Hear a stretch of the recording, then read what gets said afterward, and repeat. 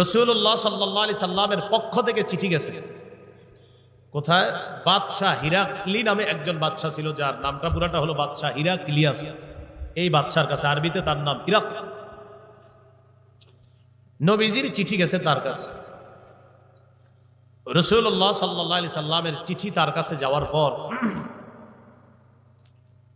ওই ব্যক্তি কি করছে? নবীর চিঠি পাইয়া নবীর বংশ বা নবীর এলাকার কোন লোক আছে কিনা আমাদের আশেপাশের এলাকায় বাদশাহ তালাশ করছে। বাদশাকে জানানো হলো নবী যে এলাকার মক্কা, ওই মক্কার একদল ব্যবসায়ী আছে এই এলাকায়। এই ব্যবসায়ীদের প্রধানের নাম আবু সুফিয়ান। আবু সুফিয়ান তখনও মুসলমান হননি, ইসলামের প্রধান শত্রু ছিলেন তখনও। আবু সুফিয়ানকে বাদশার দরবারে ডাকা হলো। বাদশার সামনে আবু সুফিয়ানকে বসানো হলো, পিছনে অন্যান্য যারা আছে তাদেরকে বসানো হলো। আবু সুফিয়ানের সাথে যে ব্যবসায়ী কাফেলা। বাদশাহ আবু সুফিয়ানের ভাষা বুঝে না, আবু সুফিয়ান বাদশার ভাষা বুঝে না। দুইজনের ভাষা বুঝার জন্য একজন তুর্জুমান বা দুভাষী নিযুক্ত করা হলো। বাদশাহ আবু সুফিয়ানকে কয়েকটা প্রশ্ন করল। কি আশ্চর্যের ব্যাপার, নবীজির প্রধান শত্রু হওয়া সত্ত্বেও নবীর ব্যাপারে আবু সুফিয়ান একটা মিথ্যা কথাও বলে নাই। অনেকগুলা প্রশ্ন করছে, এর মধ্যে একটা প্রশ্ন বংশ সম্পর্কে প্রশ্ন করেছিলেন, নবীর বংশ। আবু সুফিয়ানকে জিজ্ঞাসা করেছিলেন নবীর বংশ কেমন। আবু সুফিয়ান জবাব দিয়েছিলেন জু নাসাবিন, তিনি সম্ভ্রান্ত বংশ থেকে আসছেন, তিনি একজন সম্ভ্রান্ত বংশের মানুষ। বাদশাহ হিরাক্লিয়াস বলে সাআলতুকা আন নাসাবিহি ফাযাকারতা আন্নাহু যু নাসাব ওয়া কাযালিকার রুসুলু তুবআসু ফি নাসাবি কওমিহা। আমি তোমার কাছে জানতে চাইলাম যে নবী তোমাদের মাঝে এসেছে ওই নবী কেমন বংশের। তুমি জবাব দিলা তিনি সম্ভ্রান্ত বংশের। বাদশাহ বলে আমার জানা মতে প্রকৃতপক্ষে যত নবী রাসূলরা দুনিয়াতে আসে তাদেরকে সবচাইতে সম্ভ্রান্ত বংশ থেকেই পাঠানো হয়। বাদশাহ বলতেছে প্রকৃতপক্ষে রসুলদেরকে, নবীদেরকে সম্ভ্রান্ত বংশ থেকেই পাঠানো হয়। এই হাদিস থেকে বুঝলাম নবীজির বংশ সম্ভ্রান্ত। আগের হাদিস থেকে বুঝলাম নবী যে বংশ থেকে আসছে এটা আল্লাহ নির্বাচিত। এর আগের হাদিস থেকে বুঝলাম নবী যেই যুগে আসছে তিনি আসার কারণে ওই যুগটা গোটা দুনিয়ার শ্রেষ্ঠ যুগ হিসাবে আল্লাহ কবুল করছে। রাসূলুল্লাহ সাল্লাল্লাহু আলাইহি সাল্লামের 5টি বিখ্যাত নামাজ, প্রসিদ্ধ নামাজ। কয়টি? 5টি। সহিহ বুখারীর বর্ণনা 3532 নম্বর হাদিস। এই হাদিসের মধ্যে আছে قال رسول الله صلى الله عليه وسلم لي 5 أسماء। নবীজি বলেন আমার 5টি নাম আছে। 1 নাম্বার আনা মুহাম্মদ, আমার নাম মুহাম্মদ। মুহাম্মদ মানে যার প্রশংসা করা হয়, যিনি প্রশংসিত। কিয়ামত পর্যন্ত আমার নবীর প্রশংসা চলতেই থাকবে, কখনো বন্ধ হবে না। মুহাম্মদ। 2 নাম্বার আহমদ, আমার নাম আহমদ। আহমদ মানে অধিক প্রশংসাকারী। আল্লাহর নবী আল্লাহর সবচেয়ে বেশি প্রশংসা করতেন। 3 নাম্বার নবীজি বলেন আনাল মাহি আল্লাযী ইয়ামহুল্লাহু বিল কুফরা। আমার নাম মাহি। মাহি মানে যে মুছে দেয়। আল্লাহ পাক আমার মাধ্যমে দুনিয়ার সমস্ত কুফর আর শিরিক মুছে দিবে। কি মুছে দিবে? শিরিক কুফর মুছে দিবে। 4 নাম্বার আনাল হাশির আল্লাযী ইহশারুন নাসু আলা কদামাইয়া। আমার নাম হাশির। হাশির মানে আমার চারপাশে মানুষকে সমবেত করা হবে। 5 নাম্বার আনাল আকিব, আমি দুনিয়াতে সর্বশেষ আগমনকারী নবী, আমার পরে আর কোন নবী নাই। আছে? সহিহ বুখারীর বর্ণনা 3535 নম্বর হাদিস। 3535 কত হয়? 35। এই হাদিসের মধ্যে আসছে قال رسول الله صلى الله عليه وسلم إن مثلي ومثل الأنبياء من قبلي كمثل رجل بنى بيتا فأحسنه وأجمله। রাসূলুল্লাহ সাল্লাল্লাহু আলাইহি সাল্লাম বলেন, আমার আর আমার পূর্ববর্তী নবীদের দৃষ্টান্ত এমন এক ব্যক্তির মতো, যে ব্যক্তি একটি ঘর বানিয়েছে, ফাআহসানাহু ওয়া আজমালা ইল্লা মাউদিআ লাবিনাতিন ফি জাবিয়া, সুন্দর করে ঘরটা বানিয়েছে, সব সৌন্দর্যতা ঘরের মধ্যে যা যা দেওয়া দরকার সব সৌন্দর্যতা দেওয়া হয়েছে, সমস্ত কারুকার্য করা শেষ, শুধু একটা ইট লাগানো বাকি আছে। ঘর সমাপ্ত না অসমাপ্ত? রং করা হয়েছে, ডিজাইন করা হয়েছে, সব ঠিক, খালি একটা ইট লাগানো বাকি। فجعل الناس يطوفون به ويعجبون له ويقولون هل أودعت هذه اللبنة। নবীজি বলেন, এই সুন্দর ঘরটা জনগণ দেখতে যায়, ঘরের চারপাশে জনগণ ঘুরে, ওয়ায়াজাবুনা লা, জনগণ আশ্চর্য হয়ে যায়। বলেন তো আপনারা কেন আশ্চর্য হয়? ইট নাই।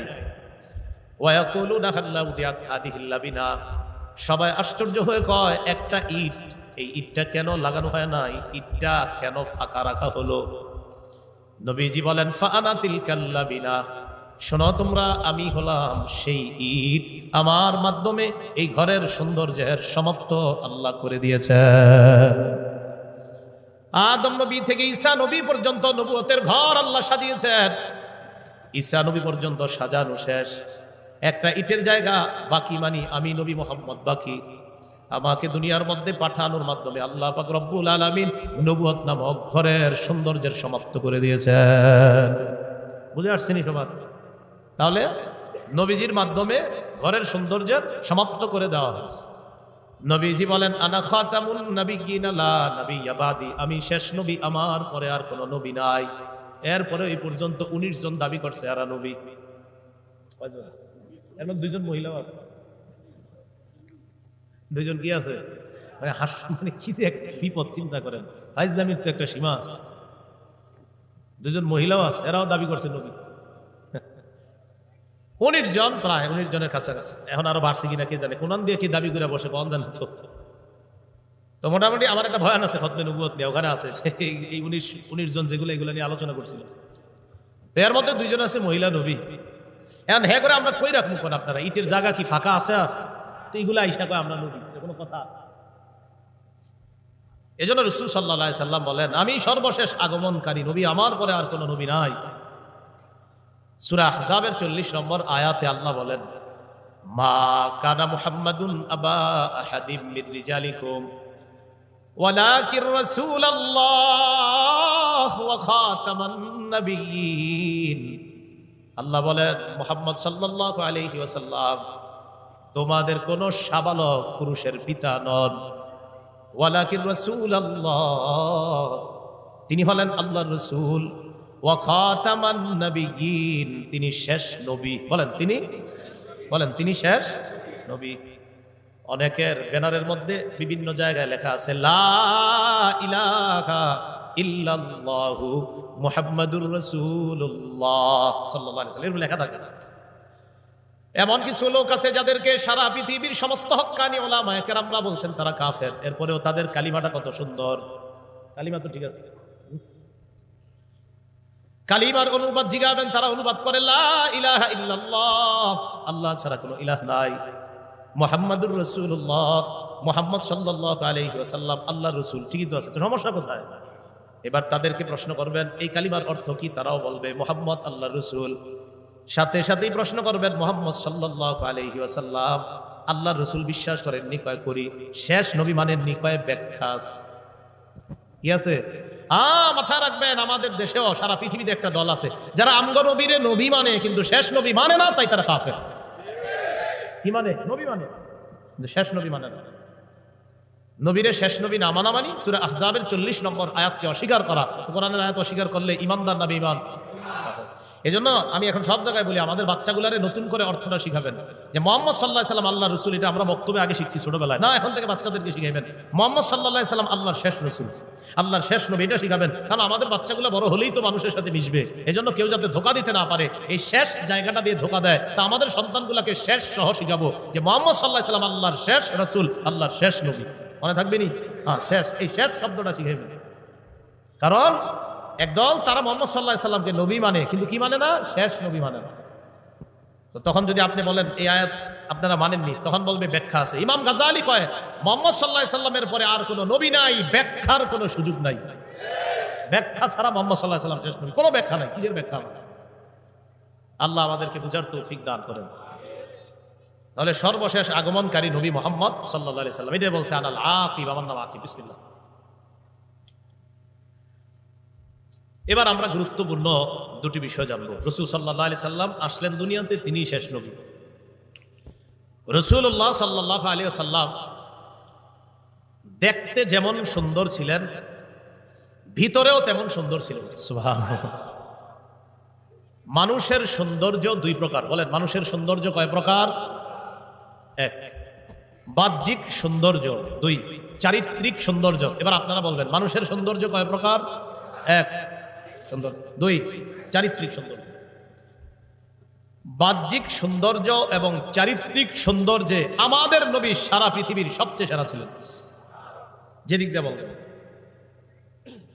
বাহ্যিক সৌন্দর্য কেমন দেখি, সহিহ বুখারীর বর্ণনা 3547 নম্বর হাদিস। এই হাদিসের বর্ণনাকারী আনাস ইবনু মালিক রাদিয়াল্লাহু তাআলা তিনি বলেন, কানা রাসূলুল্লাহ সাল্লাল্লাহু আলাইহি ওয়াসাল্লাম রাবআতাম মিনাল কওম। রাসূলুল্লাহ সাল্লাল্লাহু আলাইহি ওয়াসাল্লাম দেখতে মাঝারি গড়নের ছিলেন। বলেন কেমন ছিলেন? মাঝারি।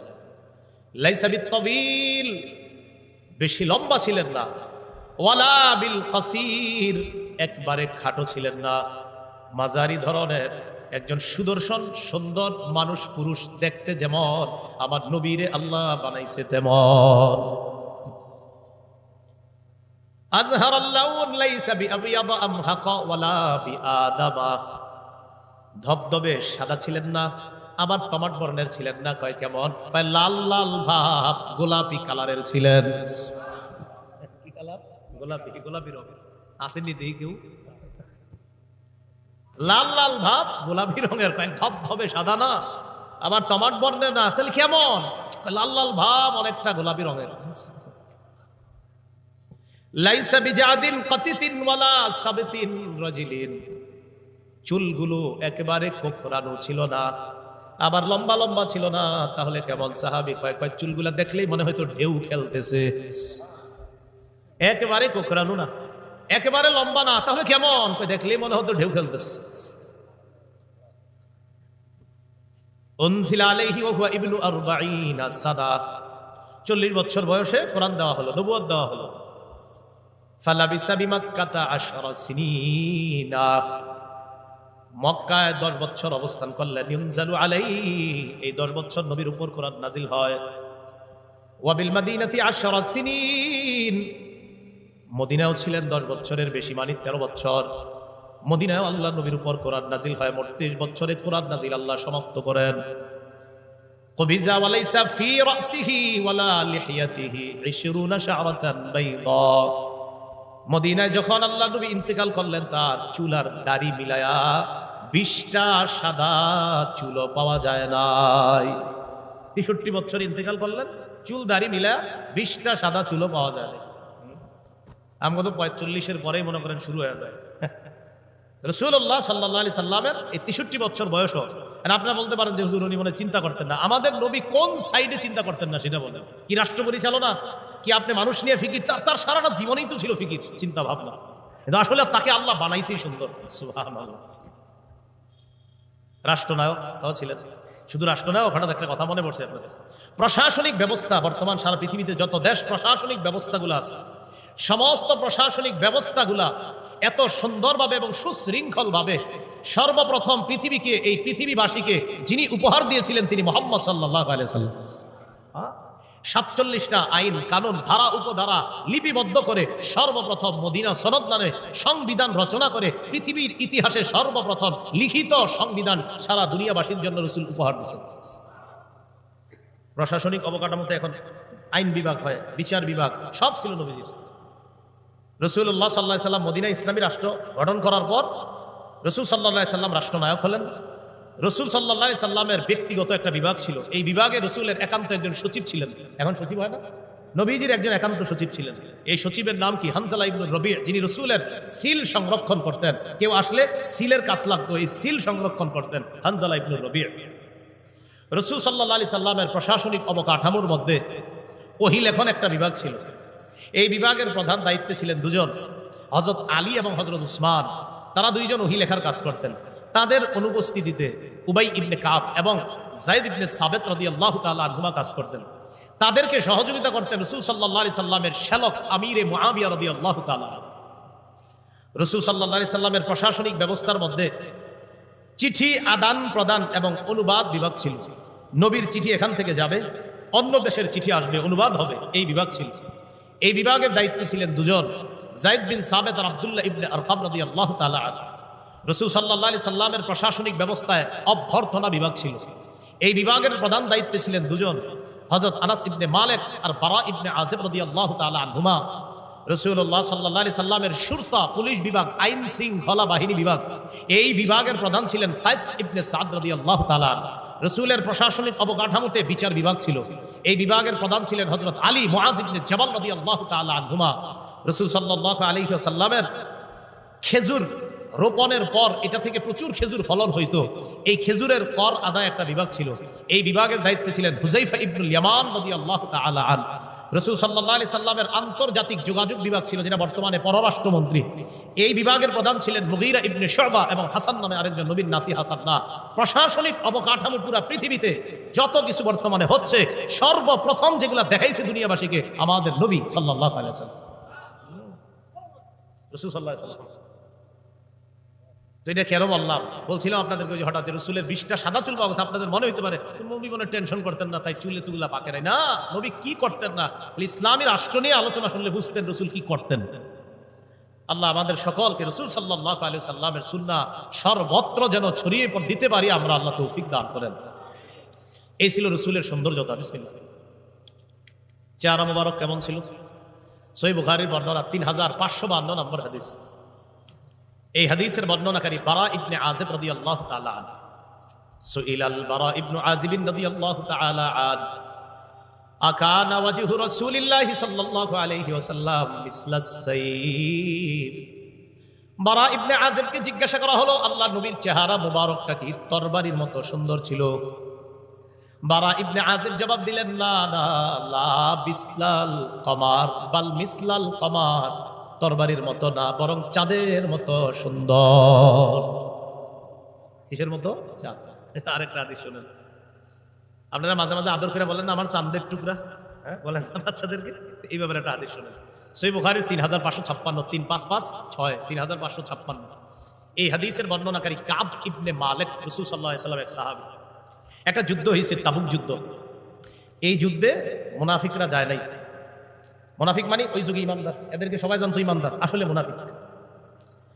আর রসুলের 3 জন সাহাবীও যায় নাই। তাহলে কি বললাম? মুনাফিকরা যায় নাই, আর কয়জন সাহাবী যায় নাই? 3 জন। তাবুক যুদ্ধ থেকে নবী আসলেন, ফিরে আসলেন। তাবুক যুদ্ধে না যাওয়াটা রাসূল সাল্লাল্লাহু আলাইহি সাল্লাম অপরাধ হিসাবে সাব্যস্ত করলেন। মুনাফিকদেরকে জিজ্ঞাসা করলেন, কেন যাও নাই? তো মুনাফিকরা মিছা কথা কয়ে ওটাই বাইচে গেছে যে এই কারণে আমরা যাই নাই। সাহাবী 3 জন আসছে, তোমরা কেন যাও নাই? তারা সত্য সত্য বলছে, হুজুর আমরা না যাওয়ার কোনো কারণ ছিল না, এমনি আমরা যাইনি, এগুলো বলছে। রাসূল সাল্লাল্লাহু আলাইহি সাল্লাম এই 3 সাহাবীকে শাস্তি দিলেন। নবী নিজে কথা বলা বন্ধ করে দিলেন। সব সাহাবীদেরকে বললেন তাদের সাথে কথা বলা নিষেধ, কেউ কথা বলবা না।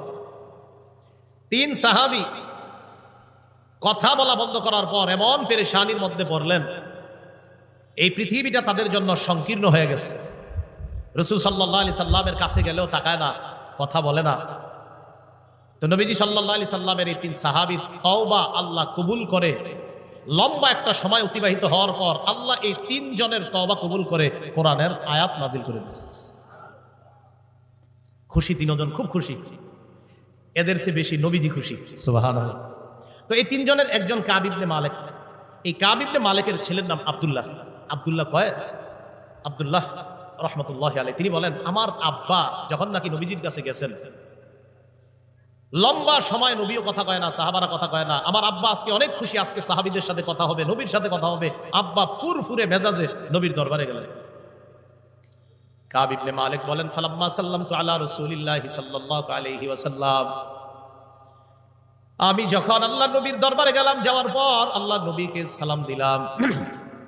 সালাম দেওয়ার পর ওয়া হুয়া ইয়াবরুকু ওয়াজহুহু মিনাস সুরুর, চেহারার দিকে তাকাইলাম, তাকায় দেখলাম খুশিতে আল্লাহ নবীর চেহারাটা ঝলঝল করতেছে। কাব ইবনে মালিক বলেন, আমি রাসূলুল্লাহ সাল্লাল্লাহু আলাইহি সাল্লামের কাছে এসে সালাম দিলাম, নবীজির চেহারাটা তখন খুশিতে আনন্দে ঝলঝল করতেছিল। কাব ইবনে মালিক বলেন, ওয়া কানা রাসূলুল্লাহ সাল্লাল্লাহু আলাইহি ওয়াসাল্লাম ইদা সুররা ইস্তানারা ওয়াজহুহু কাআন্নাহু কিতআতু কমার। আল্লাহ নবী যখন খুশি হইতেন, আনন্দে খুশি হইতেন, নবীর চেহারা মোবারকটার দিকে তাকাইলেই মনে হইতো যেন নবীর চেহারাটা আকাশের চাঁদের টুকরা। চেহারাটা খুশি হইলেই এমন ভাবে চেহারার মধ্যে আনন্দ ফুটে উঠতো, যেন মনে হতো চাঁদের টুকরাটা আমগো সামনে হাসতেছে। এত সুন্দর ছিল।